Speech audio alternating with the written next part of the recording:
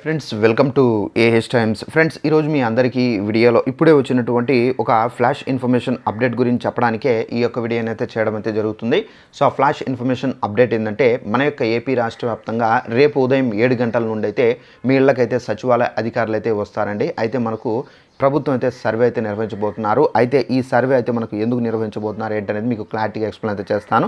So మనకు అధికారులు వచ్చిన తర్వాత తప్పనిసరిగా మీకు ఈ ప్రూఫ్ అనేది అడుగుతారు. సో ఆ ప్రూఫ్స్ అనేది మీరు సబ్మిట్ చేయాల్సి అయితే ఉంటుందండి. దానికి సంబంధించిన పూర్తి వివరాలు తెలియజేస్తాను. ఈ వీడియో నచ్చినట్లయితే లైక్ చేసుకొని మర్చిపోకుండా సబ్స్క్రైబ్ చేసుకొని ఫాలో అవుతానండి. మన యొక్క ఏపీ రాష్ట్ర వ్యాప్తంగా ప్రభుత్వం అయితే ఏపీ ప్రభుత్వం అయితే సర్వే అయితే నిర్వహించబోతున్నారండి.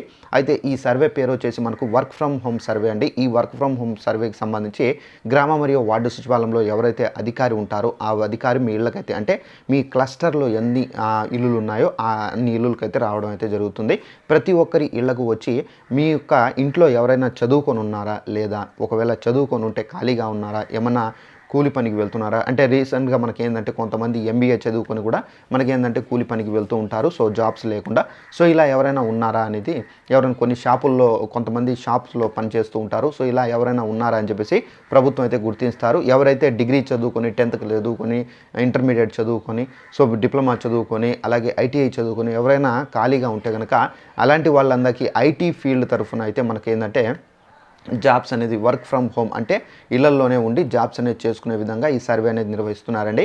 అయితే ఈ జాబ్స్ అనేది ఎలా ప్రభుత్వం తీసుకొని వస్తారంటే మనకు కంపెనీస్తో ప్రభుత్వం గవర్నమెంట్ టైఅప్ అయ్యి సో కంపెనీస్ ద్వారా ఏంటంటే మనకేంటంటే ఇళ్లల్లోనే మనం జాబ్స్ అనేది చేసుకొని అమౌంట్ అనేది సంపాదించుకోవచ్చు. అనగా మనకు రీసెంట్గా మనకు ఈ సాఫ్ట్వేర్ ఎంప్లాయీస్ ఏ విధంగా మనకు వర్క్ ఫ్రమ్ హోమ్ జాబ్స్ చేస్తున్నారో అదేవిధంగా మీరు ఇళ్లలోనే ఉండి మీరు వర్క్ ఫ్రమ్ హోమ్కి సంబంధించినటువంటి జాబ్స్ చేసుకుంటే కనుక మీకు అమౌంట్ అనేది డైరెక్ట్గా అంటే మీ యొక్క శాలరీ అనేది డైరెక్ట్గా మీ యొక్క అకౌంట్లో అయితే జమ కావడం అయితే జరుగుతుంది. దీన్నే మనకు వర్క్ ఫ్రమ్ హోమ్ జాబ్స్ అంటారు.